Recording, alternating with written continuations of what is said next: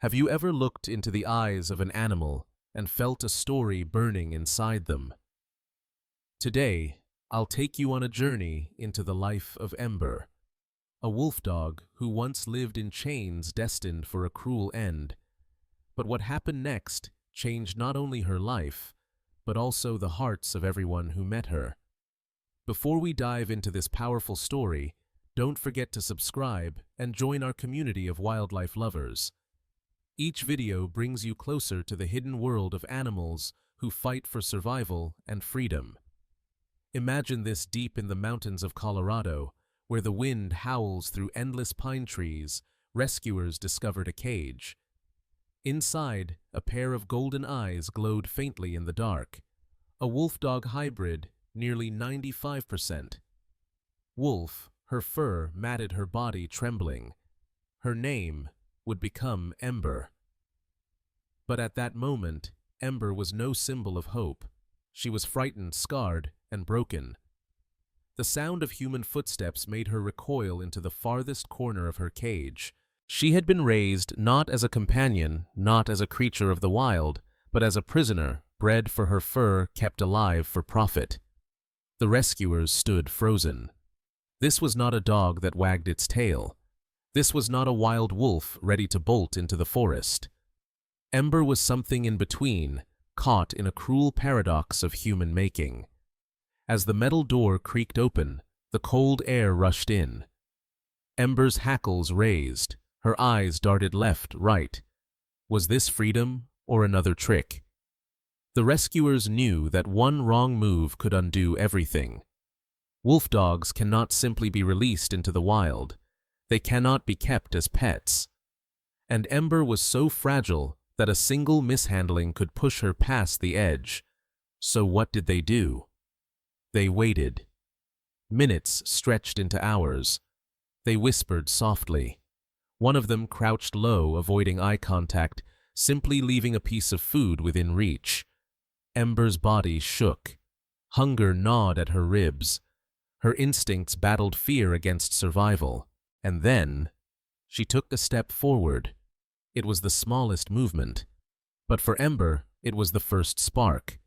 A spark that would ignite an incredible journey from captivity to trust, from terror to freedom.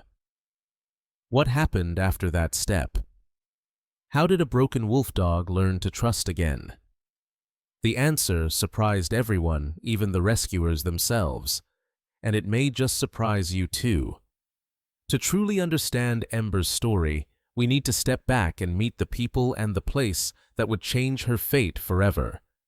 Because every rescue is not just about the animal, it's about the land that shapes them and the humans who decide to stand by their side. High in the Rocky Mountains of Colorado lies the WOLF Sanctuary. It's not a zoo, not a tourist attraction, but a hidden refuge where wolf dogs hybrids too wild to be pets, too tame to survive in the wild, are given a second chance. For decades, the sanctuary has opened its gates to the broken, the abandoned, and the misunderstood. Here, behind tall fences and dense forests, each rescued wolf dog has a story. Some were chained in backyards, others kept in cramped cages for profit, still others discarded when their owners realized they could not be controlled. Wolf dogs are powerful, unpredictable, and misunderstood. Many end up euthanized simply because people don't know what else to do.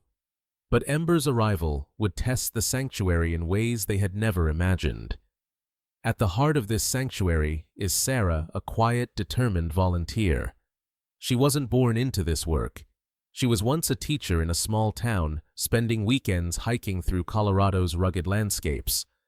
But a chance encounter with a rescue wolf dog years ago ignited something inside her, a sense of duty, of compassion. She joined WOLF as a volunteer, never expecting how deeply these animals would change her. When Sarah first heard about Ember, she didn't yet know the details. The message that reached the sanctuary was simple.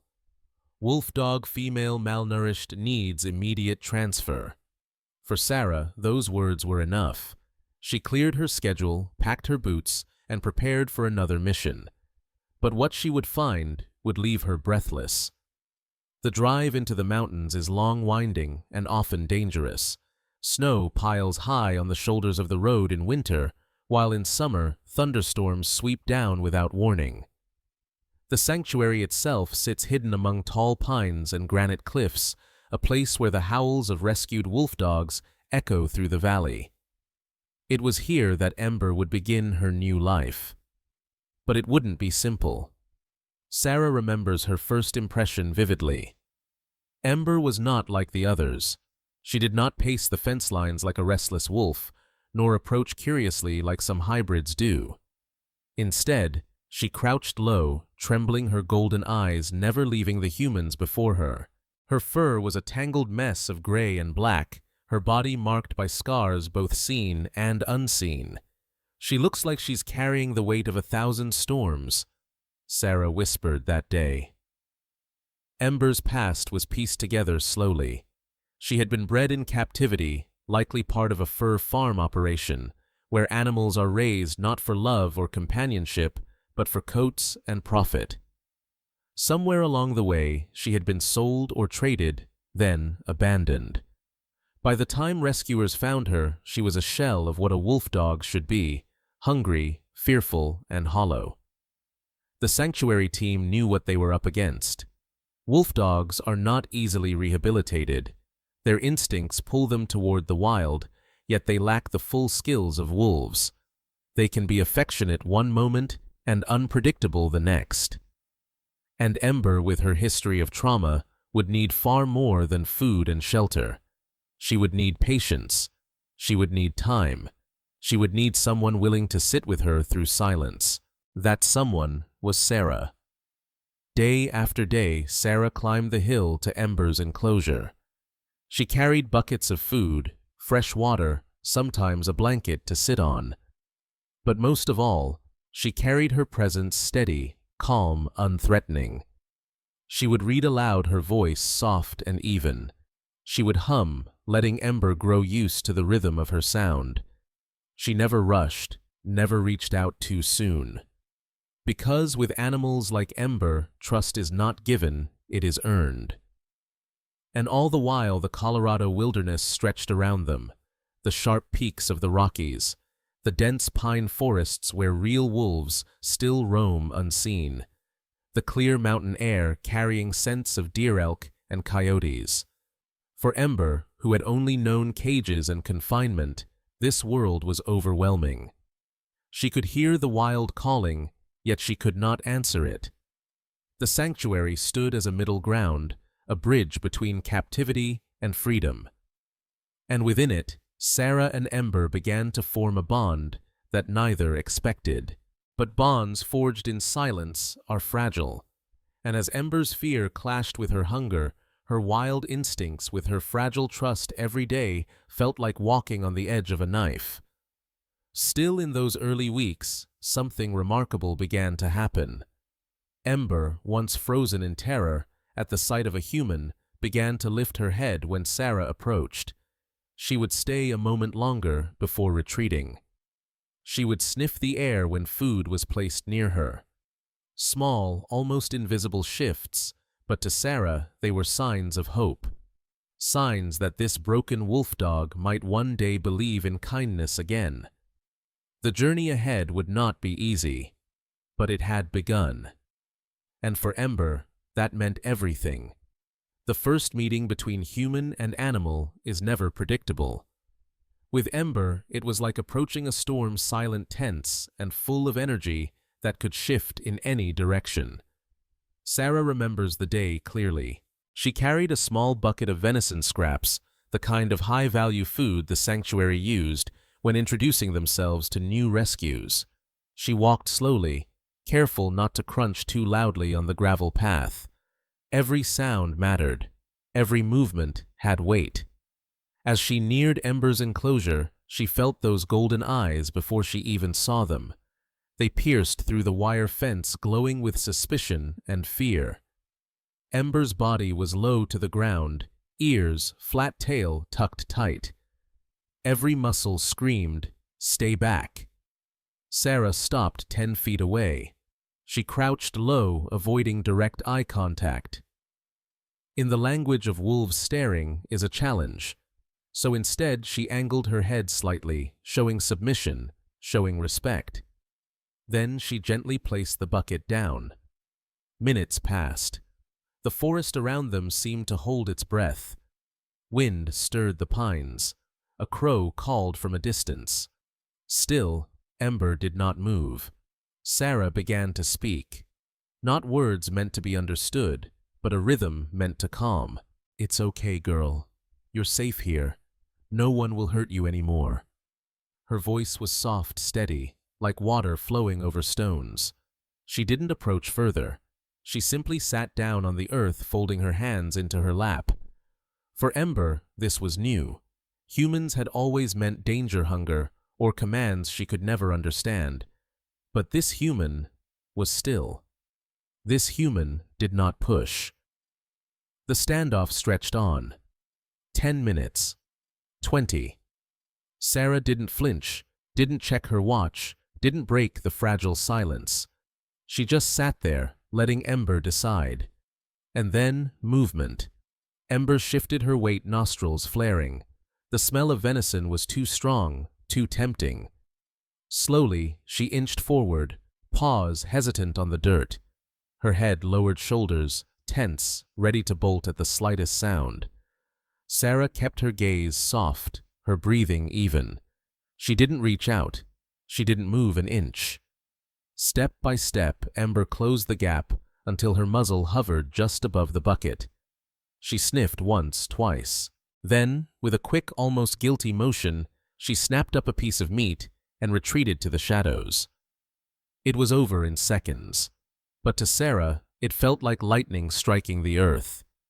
That single act, a frightened wolf dog taking food in the presence of a human, was the first thread in a fragile bridge of trust.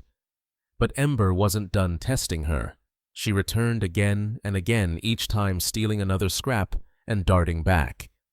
Her eyes never left Sarah. There was no wagging tail, no playful curiosity, only a cautious hunger pushing her forward. By the time the bucket was empty, Sarah could feel her heartbeat echoing in her chest. She didn't celebrate. She didn't clap or cheer. She simply whispered, "Good girl, Ember. You did it." That night, Ember howled for the first time at the sanctuary.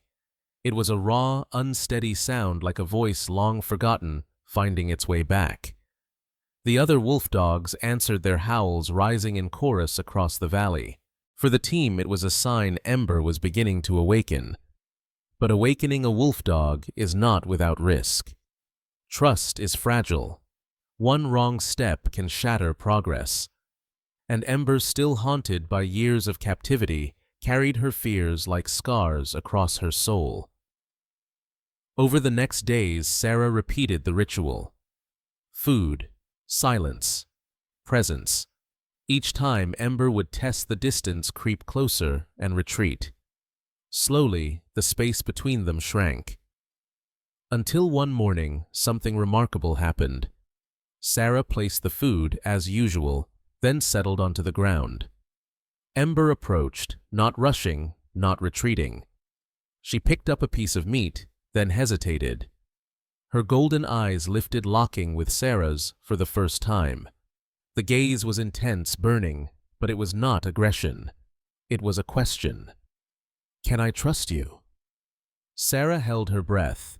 She didn't move. She simply let the moment hang in the air. And then Ember turned away, carrying her food back to the shadows. It was the briefest of eye contacts, but it meant everything. It was the start of recognition that Sarah was not just another human, but perhaps something different, someone she might one day trust. That night, Sarah wrote in her journal, "Today." Ember looked at me. Not through me, at me. I don't know if she'll ever forgive the past, but maybe, just maybe, she can begin again. The fateful encounter had taken place, and though it seemed small to an outsider, a hungry animal eating in front of a human, for Ember and Sarah, it was the beginning of a bond that would change both of their lives. The question now was, Could that bond survive the trials yet to come? Trust does not bloom overnight. It grows slowly like wildflowers pushing through cracks in stone. For Ember and Sarah, the days that followed were a test of patience, courage, and survival itself. At first, progress was fragile. Ember's body was weak from malnourishment. Her fur was dull, her ribs visible beneath her skin. Each meal was a battle between her fear of humans and her desperate hunger. But with every day that Sarah returned, same voice, same calm presence, Ember's fear loosened its grip just a little. Still caring for a wolf dog is not the same as caring for a dog. Ember's instincts pulled her toward the wild. She circled her enclosure at night, ears twitching at distant sounds. Sometimes she howled, her voice raw, calling into the mountains as if searching for something she had lost. Other times, she refused to eat if Sarah lingered too long. The sanctuary team knew this delicate balance well. Too much pressure, and Ember would shut down. Too little presence, and she would never learn to trust. Sarah chose the middle path. She never forced, never demanded. She let Ember set the pace. The first major challenge came when Ember fell ill. One morning, Sarah noticed her food untouched. Ember lay curled in the corner, her breathing, shallow eyes dull. Panic spread through the sanctuary. With wolf dogs, illness can turn deadly fast. The veterinary team arrived carrying tranquilizer darts, syringes, and medical kits, but approaching Ember was risky. If she panicked, she could injure herself against the fencing. Sarah stood nearby, speaking softly, trying to keep her calm as the vet prepared the tranquilizer. The dart hit, Ember staggered, and for the first time Sarah touched her. Gently, she laid her hand on Ember's fur as the medicine took hold. It was coarse, tangled, but warm. Sarah whispered, "You're not alone anymore. We'll get you through this." The diagnosis was dehydration and a minor infection treatable with fluids and antibiotics. For days the team worked around the clock. Ember, though weak, allowed Sarah's presence during treatment. It was as if she knew they were helping her. Slowly, she regained her strength. The moment she stood and ate again, the sanctuary erupted in relief. This was the first small victory. But Ember had more lessons to teach. Weeks later, as summer storms rolled over the Rockies, Ember revealed another side of herself. During one particularly violent thunderstorm, lightning split the sky and rain hammered the enclosure. Instead of hiding, Ember lifted her head and howled into the storm. It was a wild, primal sound, half wolf, half something else, rising above the thunder. Sarah watched from under a raincoat, tears streaming down her cheeks. Ember was claiming her voice, her power, her place in the world. But survival was not just about storms and sickness. It was also about learning to coexist with humans. One afternoon, Ember surprised everyone. Sarah had brought a long strip of venison tied to a rope, a kind of enrichment exercise. She dragged it slowly through the grass, letting Ember's hunting instincts engage. At first, Ember was cautious, but then instinct took over. She pounced, jaws snapping, paws kicking up dirt. For a moment, she was alive in a way no cage could contain. Sarah laughed, the sound blending with Ember's growl of triumph.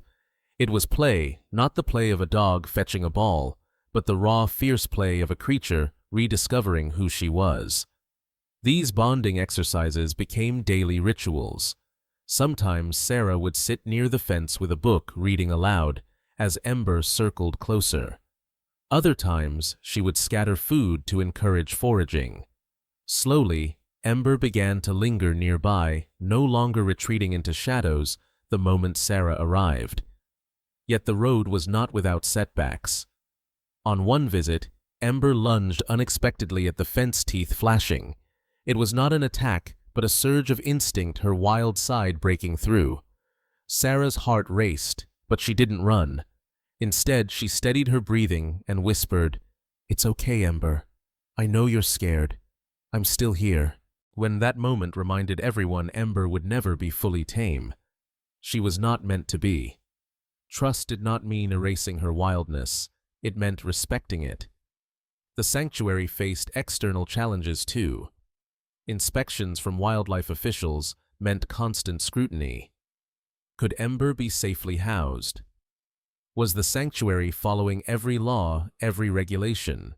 Each report carried the risk of forcing Ember into relocation, or worse. Sarah fought quietly behind the scenes, ensuring every standard was met, every enclosure secure, every logbook precise. Ember's survival depended not just on compassion, but on compliance with the law. The greatest test of their bond came during a brutal winter cold snap. Temperatures plunged below zero, snow piling high around the sanctuary. Power flickered, supplies ran low. Ember's water buckets froze solid each night, her food stiff with ice. Sarah trudged up the hill daily, breaking ice with a hammer, hauling in fresh meat despite the biting wind. Her face burned, her fingers numb, but she never skipped a day. One morning, as she worked to crack the ice, Ember approached silently. She stood just a few feet away, watching. For the first time, she didn't retreat. She stayed her breath, forming clouds in the icy air. Sarah froze, waiting. Then Ember lowered her head slightly, not submission, but acknowledgement. It was not touch, not yet, but it was closeness. It was trust. Sarah smiled through chattering teeth. "We're in this together, Ember." In those hard months, they both survived not just the cold, but the doubts that threatened to pull them apart. By spring, Ember had transformed. Her fur shone under the sun. Her body grew strong, her eyes brighter. She no longer looked like a shadow of an animal, but like a creature reborn. And beside her enclosure, Sarah felt a change in herself too. She had learned patience beyond measure, resilience she never knew she had. The bond between them was not simple, not perfect. It was fragile, unpredictable, and wild. But it was real. And it was growing stronger every day. Still, Ember's story was far from over. Because, when the wild calls, even the strongest bonds are tested. Every story has a moment when everything hangs in the balance. For Ember, that moment came one summer when the mountains themselves seemed determined to test her will to survive and Sarah's devotion to keep her safe. The Colorado Rockies are breathtaking, but they are also unforgiving. Storms can roll in within minutes, turning blue skies into chaos. Wildfires, too, are a constant threat, dry pine needles and fierce winds creating the perfect storm. And it was fire that would bring Ember and Sarah to their greatest trial. It began as a thin line of smoke on the horizon. At first, the sanctuary staff thought little of it. Summer wildfires were common, and most burned far away. But by the second day, the winds shifted. The sky turned a sickly orange ash falling like snow, and by nightfall, flames glowed faintly from the ridge across the valley. Panic rippled through the sanctuary. Dozens of rescued wolf dogs lived there, each with their own story, their own needs. Evacuation was no simple task.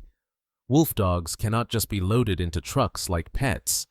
They require specialized transport crates, sedation in some cases, and endless patience. The team had prepared for such emergencies, but no amount of drills could erase the fear when fire became real. Sarah rushed to Ember's enclosure. Ember sensed the danger instantly. Her nose twitched, ears high, pacing back and forth. The acrid scent of smoke stirred her instincts. Wolves run from fire. But Ember had no forest to flee into, only fences. The team worked fast. Trucks backed into the sanctuary. Crates were lined with straw water bottles strapped to the sides. The air grew hotter, the crackle of flames carried on the wind. Ember's turn came, but she balked at the sight of the crate. Her body stiffened, lips curling, a low growl vibrating in her chest. To her, the crate was no escape. It was a prison, a reminder of everything she had endured. Sarah's heart pounded. If Ember refused, they couldn't force her without risking injury. Time was running out. She dropped to her knees outside the enclosure, her voice shaking but steady. "Ember, listen to me. I know you're scared. I'm scared too. But this isn't a cage. This is the way out. Trust me, please." For long seconds, Ember stood frozen, torn between terror and instinct. Smoke swirled around them, the sky darkening. A fire engine roared in the distance. Sarah knew that if Ember bolted, they might lose her forever. Then it happened. Ember stepped forward, muscles tense but moving. Slowly, step by step, she approached the crate. Sarah guided her with gentle words, never breaking eye contact. Ember paused at the entrance, nostrils flaring, and then, with a hesitant leap, she entered. The door clicked shut. Sarah exhaled in relief, tears streaking her ash-stained face. Ember had chosen to trust her at the very moment when it mattered most. The evacuation was chaos. Dozens of crates loaded onto trucks, volunteers shouting directions. Flames visible now from the sanctuary's edge. Sarah climbed into the back of one transport, crouching beside Ember's crate as the truck rumbled down the mountain road. Ember pressed her muzzle against the bars, eyes locked on Sarah's. They rode together through the smoke, two survivors bound by a fragile thread of trust. Hours later, the sanctuary team reached a safe zone, a temporary holding facility, far from the fire. Exhausted, covered in soot, they unloaded the animals one by one. Some wolf dogs howled in fear, others cowered in silence. But Ember stepped out of her crate and for the first time did not run to the farthest corner.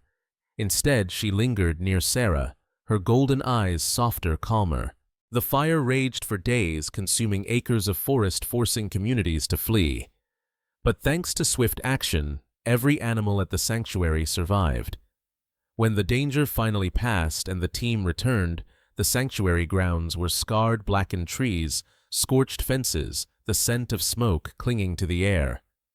Yet amid the devastation, a strange beauty emerged. Ember ran through her enclosure, her movements strong, her howl echoing through the valley. It was not the howl of fear she had given when first rescued, nor the raw cry during the thunderstorm months before. This was something new, proud, defiant, alive. Sarah listened, goosebumps rising on her arms. That howl was not just survival, it was triumph. But the climax of Ember's story was not just about fire. It was about the bond that had carried her through it.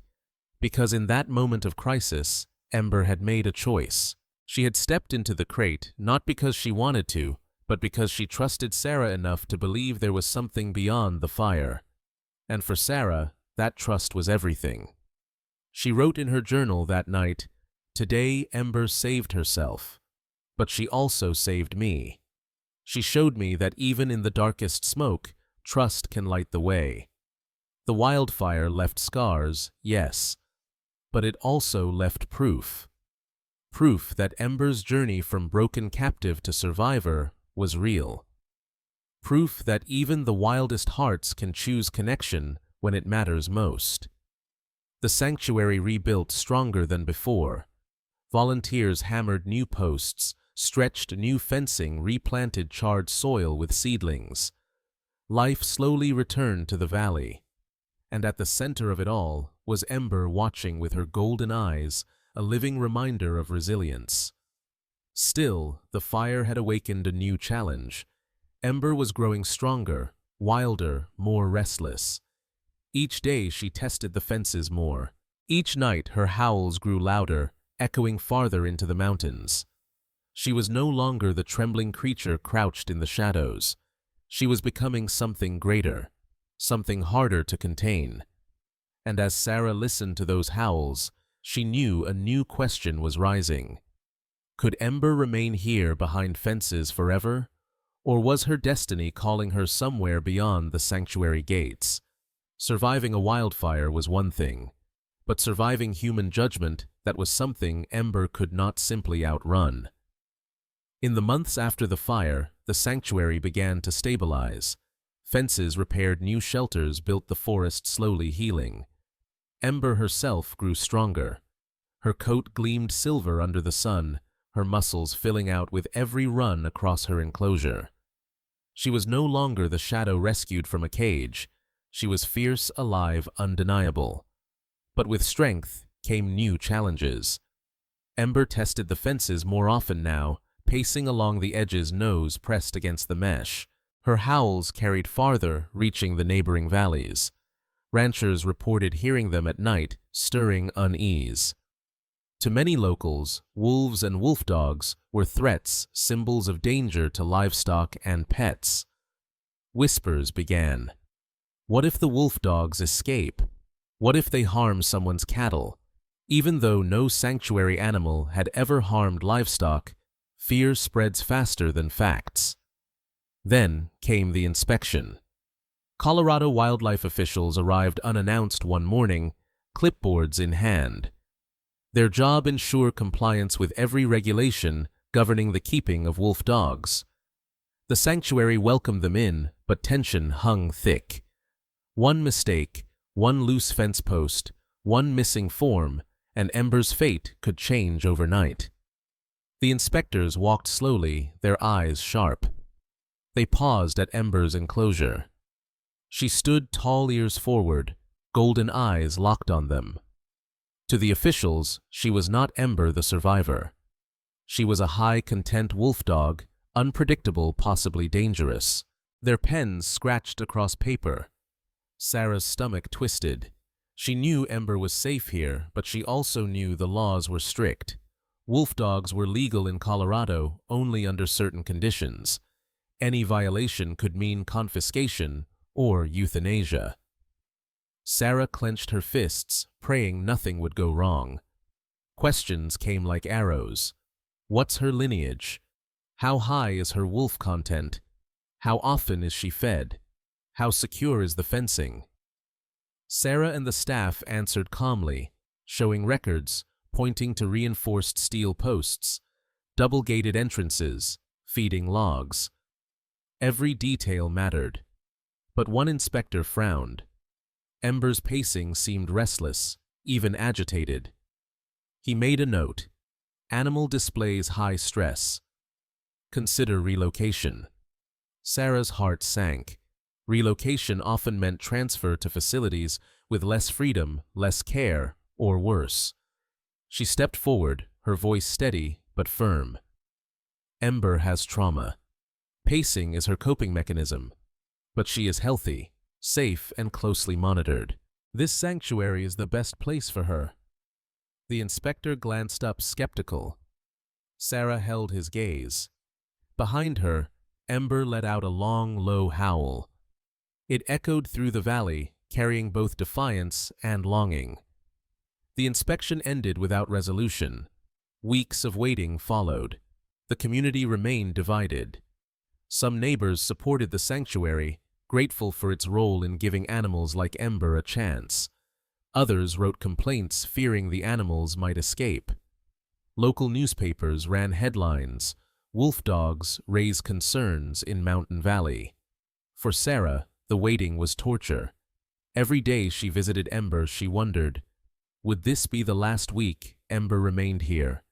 Would officials decide her fate with a stroke of a pen? At night, Ember's howls grew louder, almost mournful. Sarah sat outside the enclosure, whispering promises she wasn't sure she could keep. "I'll fight for you. No matter what they say, I won't let them take you away." Finally, the letter arrived. The sanctuary was in compliance for now. Ember could stay. Relief washed over the team, but Sarah knew the battle wasn't over. The next inspection could bring the same threat. Ember's very existence in human care was a constant negotiation between compassion and law. And the sanctuary's challenges weren't only legal. Donations had dropped after the wildfire. Repairs were costly. Feeding dozens of wolf dogs was an endless burden. Some volunteers left unable to keep up with the strain. Ember's care required resources, and every shortfall put pressure on Sarah and the team. Then came the hardest question of all, from within the sanctuary itself. Some staff members began to wonder aloud, was it right to keep Ember here at all? She was strong, restless, more wolf than dog. Wouldn't she be better off in the wild where she could run free? Sarah shook her head each time. Ember had never learned to hunt, never lived in a pack. She carried too much human imprint, too little wilderness knowledge. Releasing her would be a death sentence. And yet, Sarah could not deny what she saw in Ember's eyes, the longing for something beyond fences. The conflict tore at Sarah.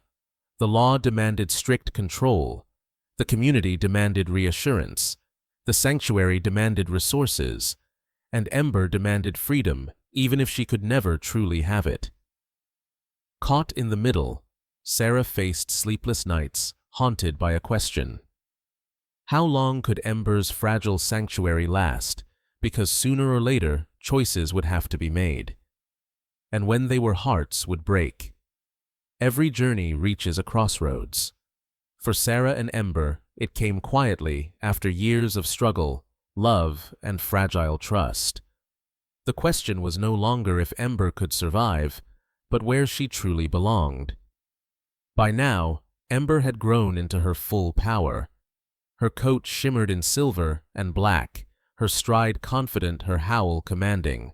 She was no longer the trembling creature rescued from a cage. She was a wolf dog on the edge of something greater. But with her growth came restlessness. Each night, Ember paced along the far fence line, staring into the mountains beyond. Sometimes she pressed her muzzle to the wind, catching scents carried from miles away. Her howls grew louder, fuller, echoing like a call to a world she had never truly known. Sarah watched these moments with a heavy heart. She knew Ember could never be fully wild, but she also knew the fences no longer felt like enough. Keeping Ember here forever, contained, felt less like safety and more like a compromise. The sanctuary board began to discuss options.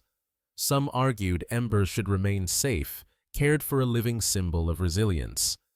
Others whispered about partnerships with larger sanctuaries, places with vast enclosures, measured in acres where wolf dogs could roam more freely. The debates were fierce, emotional, and filled with uncertainty. For Sarah, it was agony. Ember was not just another rescue, she was family. Every scar on Ember's body felt like part of Sarah's own.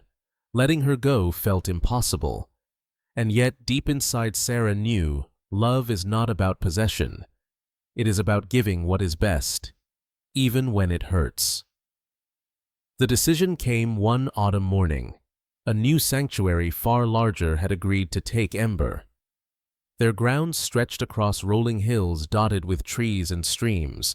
It was still captivity, yes, but it was as close to freedom as Ember could ever safely have.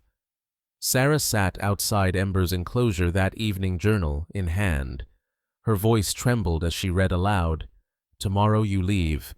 I don't know how to say goodbye. You've taught me patience, courage, and love without words. If you find happiness in your new home, then my heart will be at peace, but part of me will always stay with you." The next day, the transport crate returned. The same kind of crate that once symbolized fear now represented hope. Ember hesitated, muscles taut, remembering. Sarah knelt just as she had during the wildfire evacuation. She whispered, "It's okay, Ember. This time it's not escape. It's a gift. Trust me, just once more." Ember's golden eyes searched hers. Then slowly, she stepped inside. The door clicked shut, sealing a chapter of their shared story.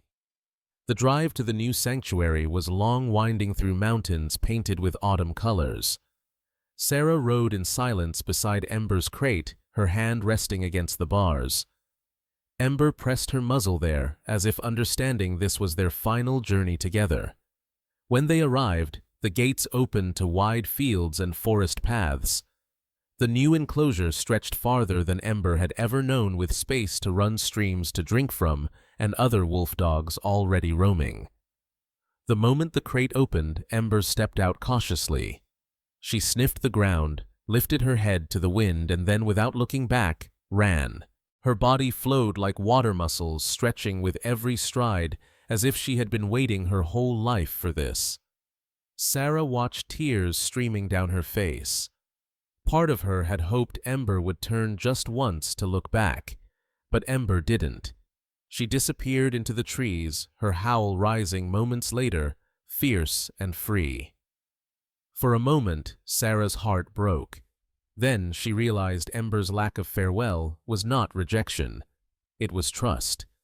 Ember no longer needed to cling to the past. She was ready to claim her own life. As Sarah turned to leave, a sound stopped her. From deep within the forest, Ember's howl rose again. This time, it was not wild or desperate. It was steady, powerful, and filled with something Sarah had never heard before: gratitude. Sarah smiled through her tears. "Goodbye, Ember. Be free in the way you were meant to be." The farewell was not just an ending. It was a release, a gift. And though their paths diverged, the bond they shared would never truly break. Farewells are never the end. They are bridges leading to new chapters we cannot yet see.